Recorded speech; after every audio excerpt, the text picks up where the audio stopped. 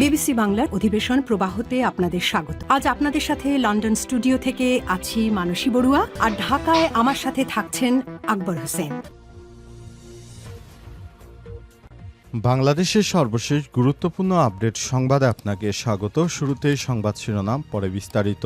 প্রথমে জানাবো, কুমিল্লা ৩ মুরাদনগরে কায়কোবাদ এবং উপদেষ্টা আসিফ মাহমুদের অনুসারীরা মুখোমুখি। কুমিল্লার মুরাদনগরে বিএনপির ভাইস চেয়ারম্যান কাজী শাহ মোফাজ্জেল হোসেন কায়কোবাদ এবং স্থানীয় সরকার উপদেষ্টা আসিফ মাহমুদ সজীব ভুঁইয়ার অনুসারীরা মুখোমুখি। প্রতিদিনই দুই নেতার কর্মী সমর্থকরা সভা সমাবেশ এবং সামাজিক যোগাযোগ মাধ্যমে পরস্পরকে কথার আক্রমণ করছে। মূলত কুমিল্লা ৩ মুরাদনগর আসনে আগামী নির্বাচন ঘিরে নানা সমীকরণ থেকেই উত্তেজনা সৃষ্টি হয়েছে। এরপর জানাবো, রাজশাহী ১ আসনে নির্বাচনের ঘোষণা দিলেন ব্যারিস্টার মিলন। সুপ্রিম কোর্টের বিশিষ্ট আইনজীবী ও deputy attorney general DSG barrister Mahfuzur Rahman Milon আগামী নির্বাচনে রাজশাহী ১, গোদাগাড়ী এবং তানোর আসন থেকে নির্বাচনে অংশগ্রহণের আনুষ্ঠানিক ঘোষণা দিয়েছেন। আজ রাজশাহীর একটি হোটেলের সম্মেলন কক্ষে সাংবাদিকদের সঙ্গে মতবিনিময়কালে তিনি এই ঘোষণা দেন। এদিকে বাকসু নির্বাচনের দাবিতে বিএম কলেজে শিক্ষার্থীদের বিক্ষোভ। বরিশাল ঐতিহ্যবাহী ব্রাজমোহন বিএম কলেজে বাকসুর নির্বাচনের দাবিতে সাধারণ শিক্ষার্থীরা বিক্ষোভ মিছিল করছেন। রোববার কলেজ ক্যাম্পাস থেকে বিক্ষোভ মিছিলটি শুরু হয়। পরে এটি কলেজ প্রাঙ্গণ প্রদক্ষিণ করে প্রধান ফটকের সামনে সংক্ষিপ্ত সমাবেশে মিলিত হয়। এবারে জানাবো, ৫ দফা দাবিতে কর্মসূচি ঘোষণা করলেন মামুনুল হক। জুলাই সনদের কার্যকর বাস্তবায়ন, আগামী জাতীয় সংসদ নির্বাচনে উচ্চকক্ষে পিআর পদ্ধতি বাস্তবায়ন এবং নির্বাচনে লেভেল প্লেইং ফিল্ড সহ ৫ দফা দাবিতে কর্মসূচি ঘোষণা করেছে মাওলানা মামুনুল হকের নেতৃত্বাধীন বাংলাদেশ খেলাফতে মজলিস। এবং সর্বশেষ জানাবো, অস্ত্র মামলায় সুব্রত বাইনের জামিন নামঞ্জুর। রাজধানীর হাতিরঝিল থানায় অস্ত্র আইনের দায়ের করা মামলায় শীর্ষ সন্ত্রাসী সুব্রত বাইন ওরফে মোহাম্মদ ফাতে আলী সহ ৬১ তার ৩ সহযোগীর বিরুদ্ধে অভিযোগ গঠনের তারিখ পিছিয়েছে জন্য আগামী ১৫ অক্টোবর দিন ধার্য করেছে আদালত। এছাড়াও আদালত সুব্রত বাইনের জামিন নামঞ্জুর করেছে। প্রিয় দর্শক, এতক্ষণ শুনছিলেন সংবাদ শিরোনাম, এবারে বিস্তারিত।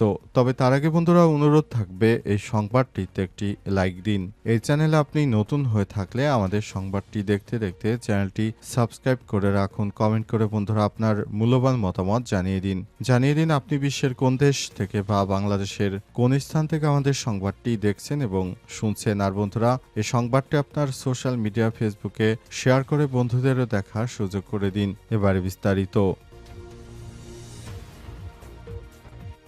কুমিল্লা ৩ মুরাদনগরে কায়কোবাদ এবং আসিফের অনুসারীদের মুখোমুখি সংঘর্ষ।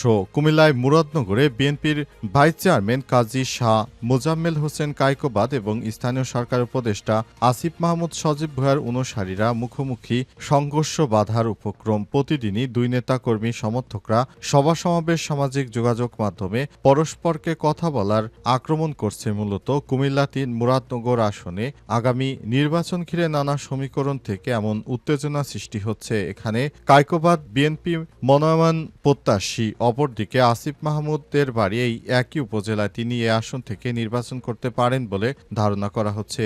এদিকে দুই নেতার অনুসারীদের দ্বন্দ্বের ফাঁকে নীরবে উপজেলার প্রতিটি অঞ্চলে ব্যাপক গণসংযোগ চালিয়ে যাচ্ছে জামাতের প্রার্থী এবং সাবেক উপজেলা ভাইস চেয়ারম্যান ইউসুফ হাকিম সোহেল। জানা গেছে, আসনটিতে বিএনপির ভোট ব্যাংক এ উপজেলায় দলটির বিপুল জনসমর্থন রয়েছে। এখানে জামাতের জনসমর্থন এবং সাংগঠনিক কাঠামো সুদৃঢ়। জাতীয় পার্টির এনসিপি তাদের সাংগঠনিক ভিত্তি মজবুত করছে। স্থানীয়রা বলছেন, এ আসন থেকে যিনি ধানের শীষ প্রতীক পাবেন তার জয়ের সম্ভাবনা বেশি। আগামী নির্বাচনে কায়কোবাদ মনোনয়ন পাবেন এবং নির্বাচিত হবেন বলে আশাবাদ তার অনুসারীদের। আসিফ মাহমুদ এ আসন থেকে প্রতিদ্বন্দ্বিতা করতে পারেন বলে তার কর্মী সমর্থকদের দাবি করলেও বিষয়টি নিয়ে এখনো মুখ খোলেননি উপদেষ্টা। তবে দুই নেতার অনুসারীরা প্রকাশ্যেই দ্বন্দ্বে জড়িয়েছে। এর আগে অনুসারীদের মাঝেই হামলা মামলা সংঘর্ষের ঘটনা ঘটেছে। প্রতিদিনই সভা সমাবেশ এবং সামাজিক যোগাযোগ মাধ্যমে পরস্পর বিরোধী বক্তব্য দিয়ে পরিস্থিতি সংঘাতের দিকে চলে যাচ্ছে, এমনটা মনে করছে ওই এলাকার সাধারণ মানুষ। রাজশাহী এক আসনে নির্বাচনের ঘোষণা দিলেন ব্যারিস্টার মিলন।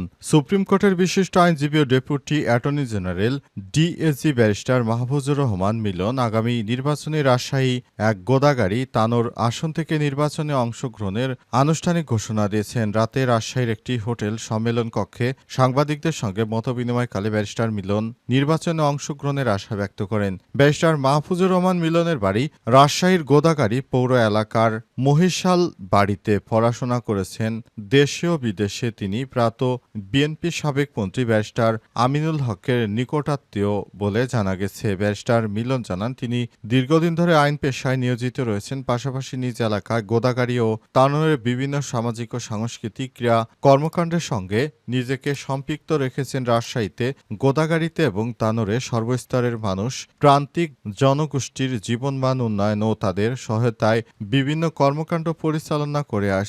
দেশ এবং এলাকার মানুষের উন্নয়নে বৃহত্তর পরিসরে অবদান রাখতেই তিনি আসন্ন জাতীয় সংসদ নির্বাচনে রাজশাহী এক আসন থেকে প্রতিদ্বন্দ্বিতার সিদ্ধান্ত নিয়েছেন। তার সিদ্ধান্তের সঙ্গে দুই উপজেলা গোদাগাড়ি এবং তানোরের সর্বস্তরের জনগণের সমর্থন রয়েছে। তিনি বলেন, জনগণের অবস্থা ভালোবাসা আমার কাছে সবথেকে বড় শক্তি বলে জানিয়েছেন তিনি। এই নির্বাচনে তিনি জয়লাভ করতে চান, কারণ তিনি জয়লাভ করলে সাধারণ মানুষের পাশে দাঁড়াবেন। এই নির্বাচনের মাধ্যমে তিনি পুরো দেশের মানুষকে একটি বার্তা দিতে চান, সেটি হচ্ছে এই নির্বাচনে যদি কোনো ভালো ব্যক্তিত্বশীল ব্যক্তি থাকে সেটি তিনি, এবং সে অনুযায়ী তিনি আগামীর নতুন বাংলাদেশ গড়তে বদ্ধপরিকর। তিনি নতুনভাবে কাজ করার জন্য সবার কাছে সুযোগ চেয়েছেন। তার এলাকায় তার যে জনসমর্থন রয়েছে, আশা করা যায় এই জনসমর্থনে তিনি ভালো কিছু করতে পারবেন ইনশাল্লাহ।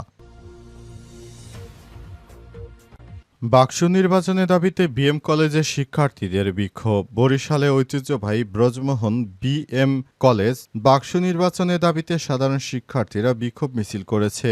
আজ 14 সেপ্টেম্বর কলেজ ক্যাম্পাস থেকে বিক্ষোভ মিছিলটি শুরু হয়। পরে এটি কলেজ প্রাঙ্গণে প্রদক্ষিণ করে প্রধান ফটকের সামনে সংক্ষিপ্ত সমাবেশে মিলিত হয়। মিছিলে অংশ নেওয়া প্রার্থীরা বিভিন্ন প্ল্যাকার্ড হাতে নিয়ে স্লোগান দেন। বাকসু নির্বাচন চাই, শিক্ষার্থীদের অধিকার চাই। তারা জানান, দেশের অন্যান্য বিশ্ববিদ্যালয় কলেজে ছাত্র সংসদ নির্বাচন নিয়ে আলোচনার প্রেক্ষাপটে বিএম কলেজেও দ্রুত সময়ের মধ্যে নির্বাচন দিতে হবে। বিক্ষোভ সমাবেশে বিএম কলেজে সাধারণ শিক্ষার্থীরা অংশগ্রহণ করেন। শিক্ষার্থীরা অভিযোগ করেন, দীর্ঘদিন ধরে বাকসু নির্বাচন বন্ধ থাকায় সাধারণ শিক্ষার্থীরা তাদের ন্যায্য অধিকার থেকে বঞ্চিত হচ্ছেন। তারা বলেন, ছাত্র সংসদ শুধু নির্বাচন নয়, এটি শিক্ষার্থীদের সমস্যার সমাধান, সাংস্কৃতিক কর্মকাণ্ড এবং নেতৃত্ব বিকাশের অন্যতম প্ল্যাটফর্ম। সমাবেশে বক্তারা হুঁশিয়ারি দিয়ে বলেন, দাবি মানা না হলে তারা আবারও কঠোর আন্দোলনে নামবেন। খুব দ্রুত সময়ের মধ্যে কলেজ কর্তৃপক্ষ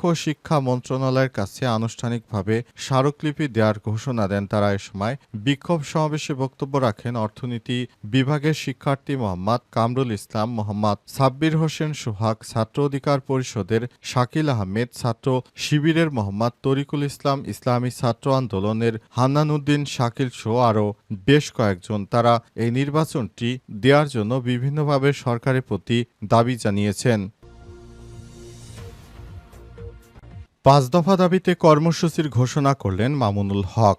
জুলাই সনদের কার্যকর বাস্তবায়ন, আগামী জাতীয় সংসদ নির্বাচনের উচ্চকক্ষে পিয়ার পদ্ধতি বাস্তবায়ন ও নির্বাচনী লেভেল প্লেইং ফিল্ড সহ 5 দফা দাবিতে কর্মসূচি ঘোষণা করেছেন মাওলানা মামুনুল হকের নেতৃত্বাধীন বাংলাদেশ খেলাফতে মজলিস। রোববার 14 সেপ্টেম্বর বেলা 11টার দিকে রাজধানীর পুরনো পল্টনে দলের কেন্দ্রীয় কার্যালয়ে এক সংবাদ সম্মেলনে এই কর্মসূচি ঘোষণা করেন। এ সময় দলের কেন্দ্রীয় নেতারা উপস্থিত ছিলেন। লিখিত বক্তব্যে মাওলানা মামুনুল হক বলেন, আজকের সংবাদ সম্মেলনে অন্তর্বর্তীকালীন সরকারের উদ্দেশ্যে আমরা 5 দফা দাবি জানাতে চাই। আমরা স্পষ্ট করে বলতে চাই, আমাদের এই দাবিগুলো কেবল রাজনৈতিক অংশগ্রহণের জন্য নয়, এগুলো দেশের জনগণের অধিকার, ন্যায়পরায়ণতার নিশ্চয়তার সঙ্গে সরাসরি সম্পর্কিত। আমরা চাই জনগণ যেন নির্ভরযোগ্য, স্বচ্ছ ও সুষ্ঠু নির্বাচনের মাধ্যমে তাদের প্রতিনিধি নির্বাচন করতে পারে। 5 দফা দাবি দেশের ভবিষ্যতের জন্য ন্যায়, স্বচ্ছতা ও প্রতিশ্রুতির প্রতিফলন। আমরা আশা করি সরকার জনগণের এই দাবিগুলো গুরুত্ব সহকারে